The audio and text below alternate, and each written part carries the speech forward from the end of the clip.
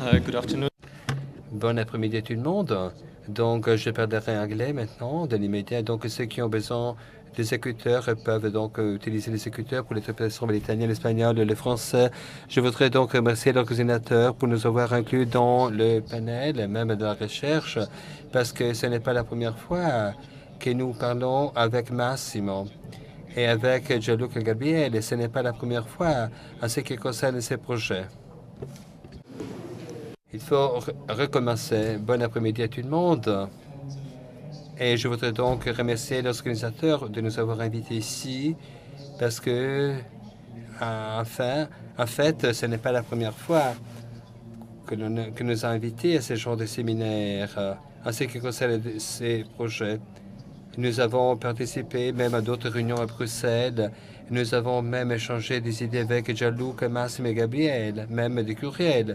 Je suis tout à fait content d'être là parce que nous avons besoin, je pense, de discuter ces projets et même les sujets tout à fait importants, très intéressants.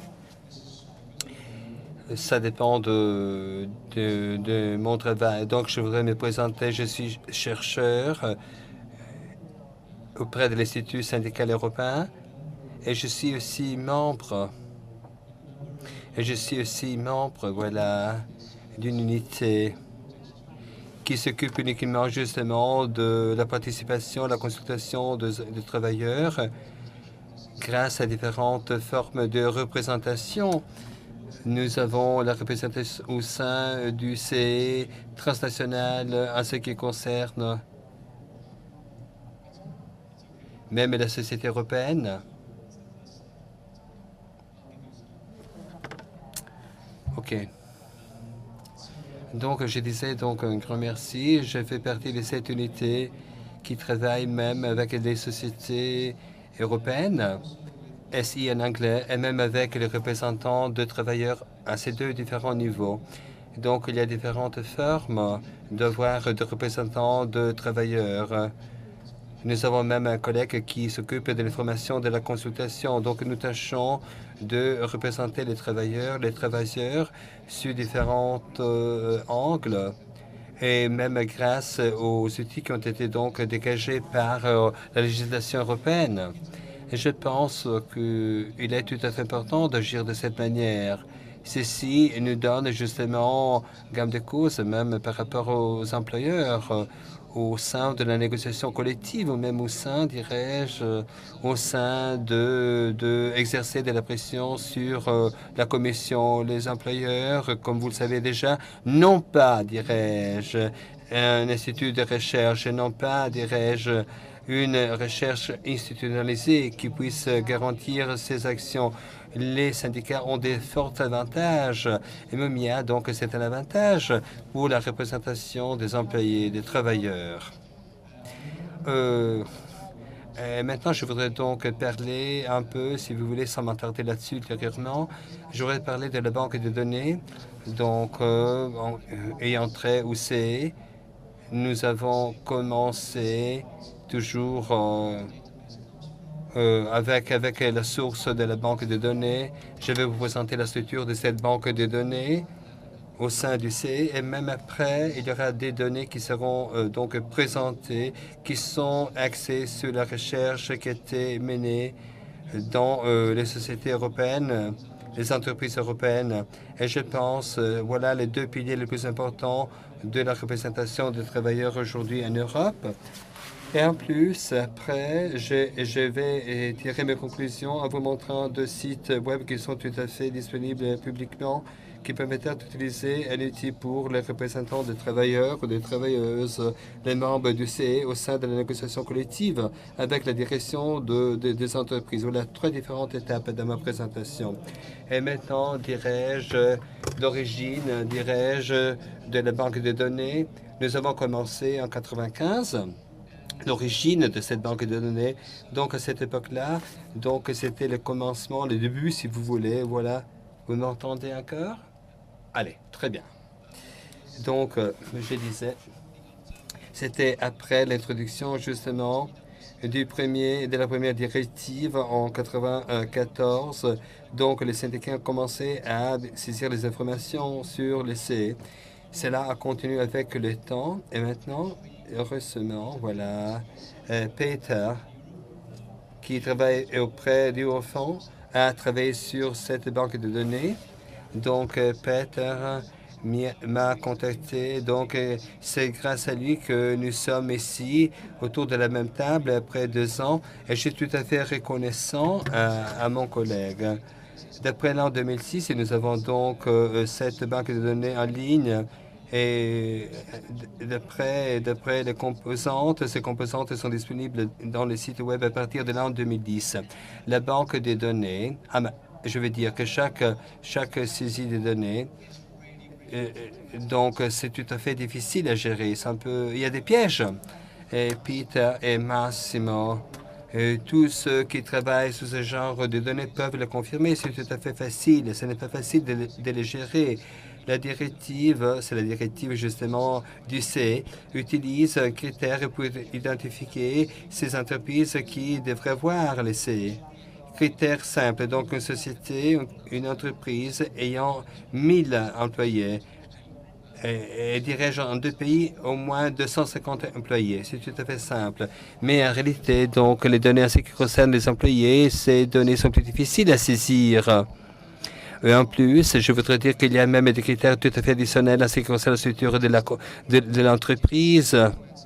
Mais je pense que les données sont tirées justement de la banque de données justement de la direction, qui est tout à fait pénible.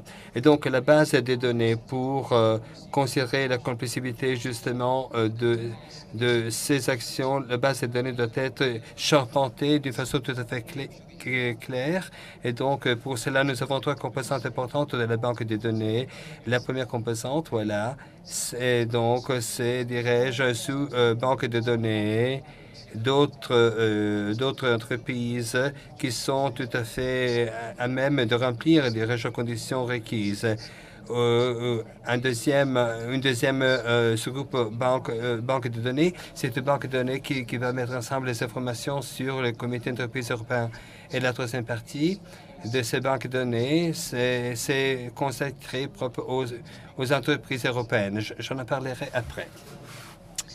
Voilà donc, dirais-je, la division fondamentale. Donc là, c'est tout à fait fondamental, mais aussi vous avez là-dessus, dirais-je, d'autres composantes, de petites composantes de la banque de données que nous tâchons d'utiliser pour la saisie des données, pour structurer les informations que nous avons saisies de syndicats. Donc, de cette manière, nous avons, dirais-je, une description complète, justement, de la représentation des travailleurs en Europe. Mais ce n'est pas la seule structure disponible. Il y a d'autres structures horizontales de cette banque de données. Mais pour arriver à comprendre, à saisir la complexité du CE, ces banques de données ne sont pas nécessaires. Il faut avoir 3 différents niveaux. Donc, je ne veux parler trop de ceci aujourd'hui, mais je pense que peut-être ça va être un peu ennuyant, mais ceci va vous dire comment nous devons saisir ces données. Alors, pour être sûr en ce qui concerne les CE, nous devons savoir dans quelles entreprises nous avons ces et deuxièmement, dans quelle entreprise dans quelles entreprises et chaque CE se base sur un accord. Mais c'est rare d'avoir un seul accord. Nous avons plusieurs accords pour la constitution du CE. Nous avons l'accord d'installation pour la constitution du CE. Après, nous avons la version révisée de l'accord. Vous avez les amendements à cet accord. Et après, les collègues qui travaillent sur le CE, qui sont même membres du CE, donc peuvent vous dire qu'il y a d'autres documents qui sont tout à fait nécessaires, des accords qui ont été signés tout au long de leur carrière et pendant la durée du CE.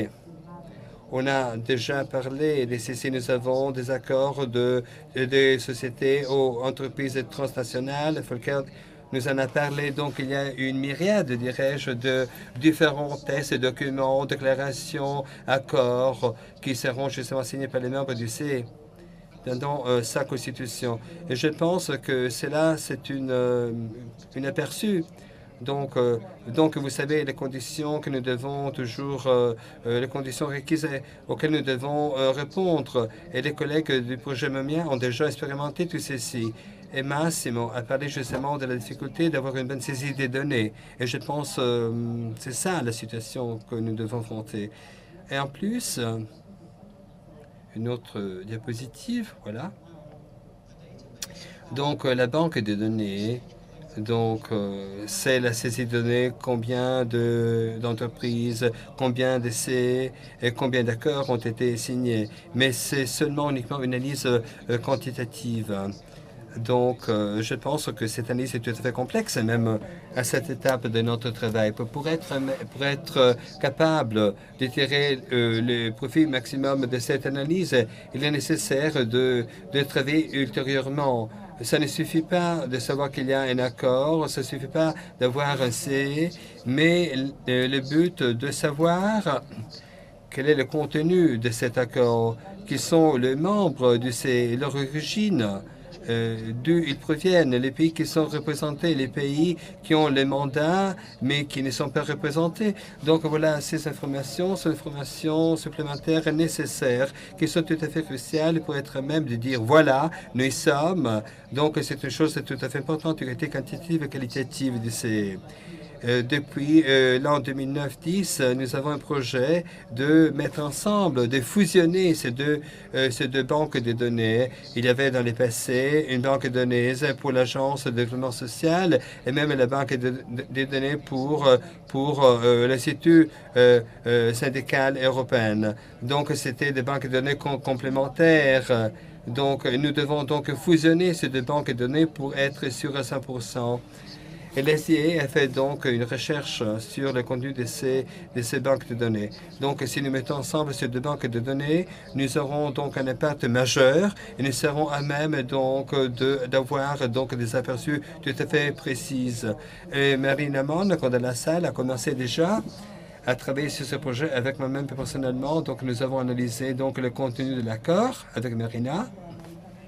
Voilà ce que nous avons fait. Et de la banque de données, nous avons, dirais-je, 6 000 accords qui ont été, dirais-je, signés par les CE.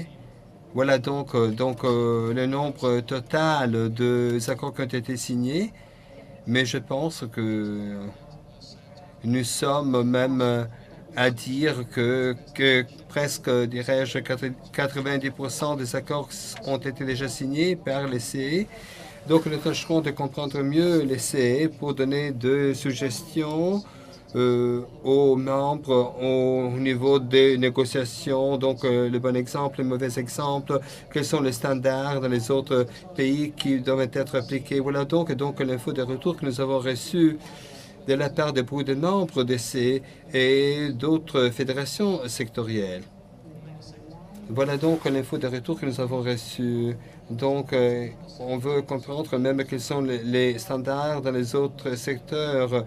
Même la Fédération des métallos qui a négocié des accords, les métallos voulait avoir justement des accords qui pouvaient donc prendre en considération différentes activités. Ils voulaient connaître donc les standards financiers dans le secteur du tourisme parce qu'il y avait une entreprise qui était active en 2 ou 3 secteurs. Donc, ils voulaient connaître tous ces standards.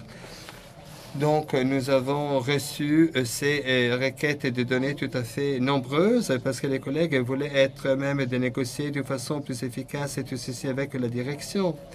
Donc, en l'an 2009, nous avons développé, mis sur pied, dirais-je, un questionnaire, une structure analytique donc, qui a demandé de connaître donc le contenu de ces accords, donc d'après des critères qui sont utilisés justement pour piocher et pour entrer dans les détails de ces contenus. Maintenant, je ne veux pas passer tous les détails. En ce qui concerne les questions, nous avons parlé de la Constitution, donc, et même la Constitution, la loi, donc, qui a permis donc à la Constitution la création du C, les accords qui ont été signés, et dirais-je, donc laisser avec les employeurs ou bien conjoint, la distribution justement des sièges, donc l'organisation justement des réunions, le planning, le calendrier justement des réunions qui sont extraordinaires, le président des réunions, j'en passe, la procédure même pour convoquer des réunions tout à fait extraordinaires au cas de fusionnement, restructuration, la définition d'information, consultation, pas uniquement, dirais-je, la définition, mais nous avons même, dirais-je, pioché, donc les compétences, quel est donc, dirais-je, même le but de ces définitions, quels sont donc les points qui ont été discutés, débattus par le C. Nous avons même considéré d'autres points qui ont été déjà mentionnés, même les structures pour l'apprentissage des langues. C'est un côté tout à fait important d'apprentissage des langues étrangères de la part des membres du C.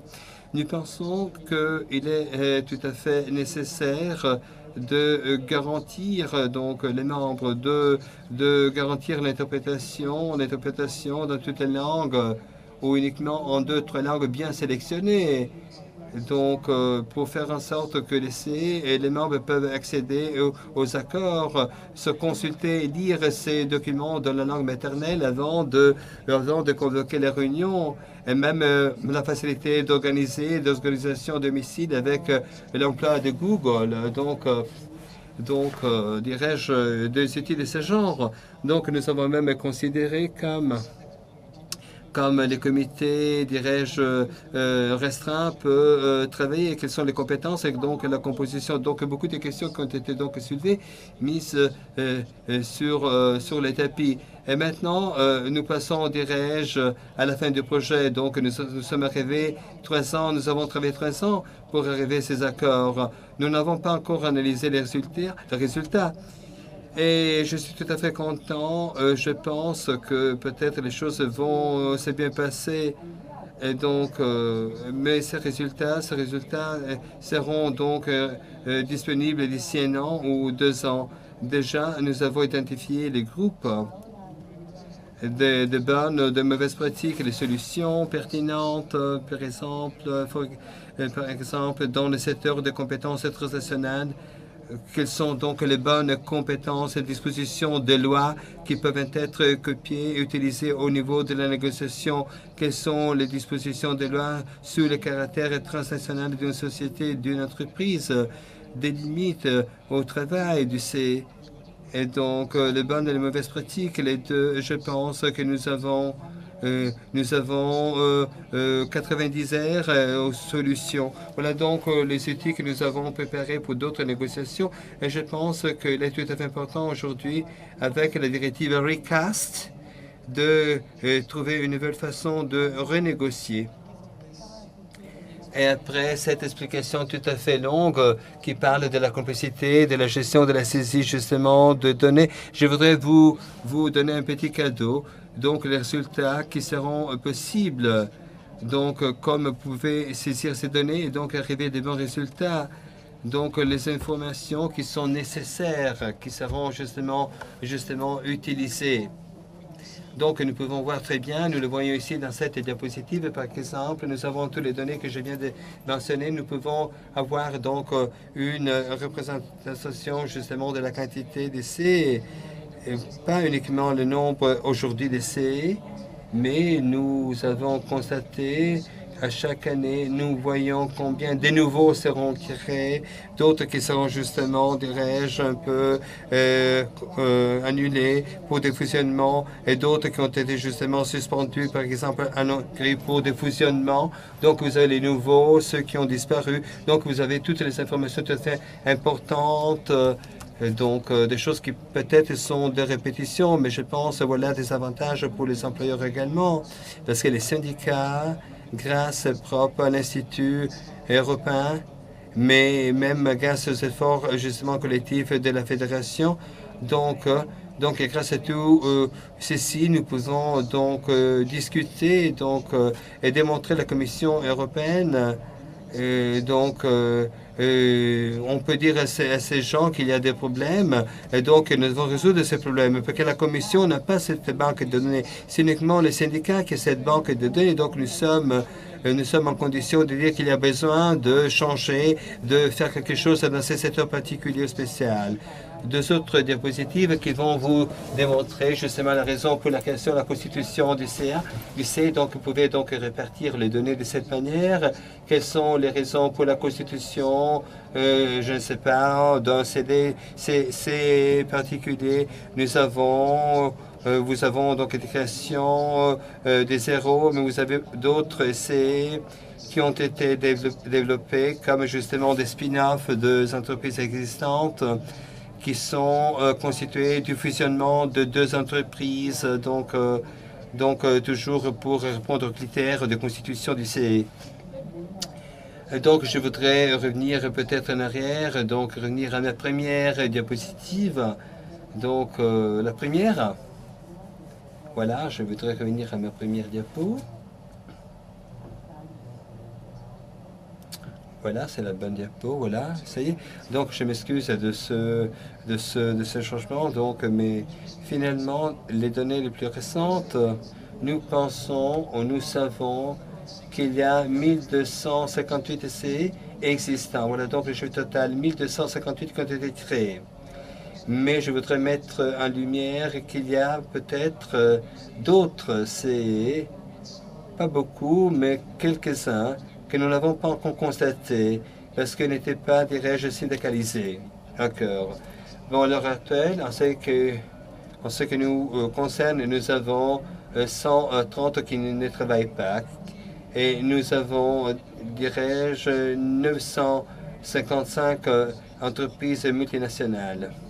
Cela veut dire que dans quelques entreprises multinationales, nous avons plus d'un CE. C'est tout à fait, dirais-je, possible du côté légal. Et donc, nous en avons deux. Donc, les entreprises multinationales sont actives dans différents secteurs. Vous avez un CE pour le tourisme, pour les services financiers, un CE pour d'autres services, ou pour la production métallurgiste, ou bien pour la production. Ceci donne une certaine flexibilité sur le secteur sans discuter justement de points tout à fait généraux du côté du CE. Pour répondre à une situation là où les collègues travaillent dans le secteur du tourisme ont besoin justement de discuter des choses qui sont nécessaires, importantes même pour les métallos. Donc ces deux secteurs peuvent être plus détaillés, travailler de façon plus détaillée, mais ceci n'est pas la seule solution. Nous avons 60 C en négociation, même plus, mais nous avons eu cette idée. Donc au total, nous avons 200 qui ont été donc, dirais-je, éliminés pour des fusionnements, parce que la société n'était pas même donc de répondre aux besoins. Ce sont justement des évaluations. Peut-être nous avons plus de 400 sociétés ou entreprises qui doivent toujours remplir dirais-je, conditions requises. Et je suis tout à fait prudent, donc c'est, dirais-je, une évaluation, en raison de difficultés que je viens de mentionner. Il est tout à fait difficile de trouver des sociétés en Europe qui puissent répondre justement à ces deux critères tout à fait simples. Et donc, 1000 employés au total et 2 fois 250 employés en 2 établissements, en 2 usines en Europe. Il semble être difficile, mais ce n'est pas tellement difficile. Donc, nous avons tâché de saisir les données nous-mêmes. Parfois, n'a pas été toujours possible, donc c'est une tâche tout à fait presque impossible.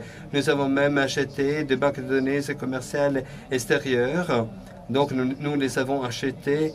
Donc, nous avons maintenant cette société avec des centaines de chercheurs. Mais cette société ne peut pas donner une complète garantie. Et donc, vous n'avez pas des obligations légales en ce qui concerne justement le fait d'écrire aux employés. Donc, ça, c'est difficile. Parce que s'il y avait cette obligation imposée par nos sociétés, je pense que la question serait tout à fait claire. Et ceci pourrait nous donner d'autres certitudes. Mais ce n'est pas possible en raison justement des observations soulevées par les directions. Donc, dirais-je qu'au total, donc nous avons d'autres, dirais-je, évolutions. Nous avons 70 millions de travailleurs qui n'ont pas d'essai. Donc, nous parlons de gens, des millions de gens, de travailleurs qui devraient avoir accès à l'information grâce à la constitution d'un C. Donc, au total, nous pensons qu'il y a, dirais-je, 16 000 ou 21 000, dirais-je, de consultants des experts qui pourraient donc aider justement les C. Voilà donc, les chiffres auxquels on se réfère. Ce sont des évaluations, mais je pense que grâce à la législation du C, donc grâce à cette législation, nous avons une armée de gens qui ont entendu parler justement du C ou des gens qui ont bien été là au sein de la réunion du C. Donc maintenant, je voudrais donc révéler la conclusion de ma présentation. Je ne veux pas vous montrer toutes les données, mais je pense que nous pouvons dire que il y a beaucoup d'essais qui ont été créés dans un pays spécifique. Ici, la chose intéressante, l'Allemagne, donc la plus grande quantité d'essais, donc un grand merci aux Allemands, mais même, dirais-je, les Américains, les compagnies américaines qui ont donc une base même européenne, qui ont beaucoup d'essais, donc les États-Unis d'Amérique. Et ça, c'est très important parce que les Américains veulent répondre à l'obligation, mais ce qui concerne la qualité est tout à fait décevante par rapport justement à la qualité justement des sociétés ou des entreprises européennes. Donc nous pouvons donc sauter cette diapositive.